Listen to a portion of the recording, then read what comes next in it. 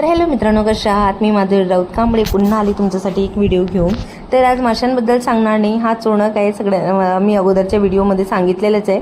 याच्याबद्दल काही माहिती हवी असेल तर माझा प्लीज जो अगोदर व्हिडिओ टाकलेला आहे तो बघून घ्या. तर काय आहे ना, म्हणजे धंद्यामध्ये आल्यानंतर ना एकदा कस्टमर जे आहे, आपण जेव्हा लोकांना ओळखायला लागतो किंवा काय, तर असं सगळ्यांसोबतच होतात की माझ्यासोबतच होत आहे. त्यामुळे मी एक माझा अनुभव शेअर करते. तर 1-1.5 वर्षापासून इथे मला झालेलं आहे किमान मासे विकताना. तर काही कस्टमरना अगोदर म्हणजे डेली मासे न्यायचे, तर डेली पेमेंट करायचे. तर काही दिवसांनी मग ओळख व्हायला लागली, आपण समजायला लागलो की यांना नेमकं कोणते मासे हवे आहे, कोणते काय कितीपर्यंत घेऊ शकतात. तर यानुसार मग कधी मॅडम पेमेंट व्हायचं आहे किंवा नंतर देऊ का, चालेल का, नंतर देऊ का, चालू का, असं वाटलं चला जाऊ दे, आपलेच माणसं आहे. आणि खरं कोणाला राग नका वाटून घ्यायचा. मी कोणाला म्हणजे भावना दुखवायला नाही सांगत आहे. तर जास्त कस्टमरना आता आपण मराठी बोलतो म्हटलं तर आता महाराष्ट्र नाही म्हटलं तर मॅडम म्हणजे आपलीच भाषा बोलून महाराष्ट्रीयन असं वाटते का चला आपलेच पडोशी, आपलेच लोक, तर काय आणून देणार आज ना उद्या.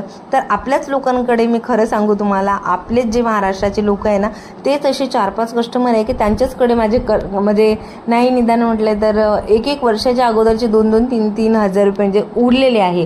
तर ते लोक आजपर्यंत तोंडसुद्धा दाखवत नाही आहे.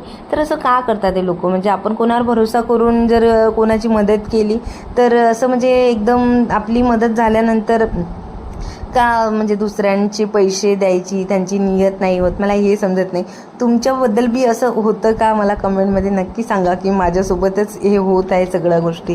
तर मी ना खरंच खूप अनुभव घेतलेला आहे की आपण कधी पण कोणाचं थोडं चांगलं चित्तो किंवा कोणाचं चांगलं करायला जातो, तर लोक जेव्हा आपण त्यांचं चांगलं करतो ना, तर काय असते मला समजत नाही.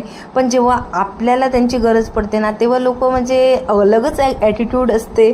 असं का असतं? म्हणजे आपल्यांचा अनुभव असो का दुसऱ्यांचा अनुभव असो, म्हणजे आपल्यांबद्दल असो की दुसऱ्यांबद्दल असो, मी हाच अनुभवलेला आहे की जेव्हापर्यंत आपली गरज असते ना लोक, तेव्हापर्यंतच आपल्यासोबत चांगले असतात.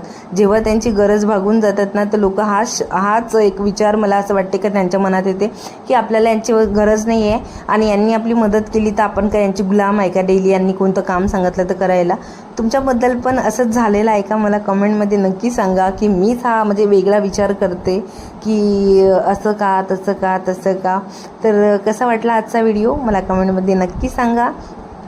आणि तुमच्यामध्ये सुद्धा म्हणजे असं काही अनुभवलेल्या गोष्टी असेल तर त्या पण कमेंटमध्ये सांगा.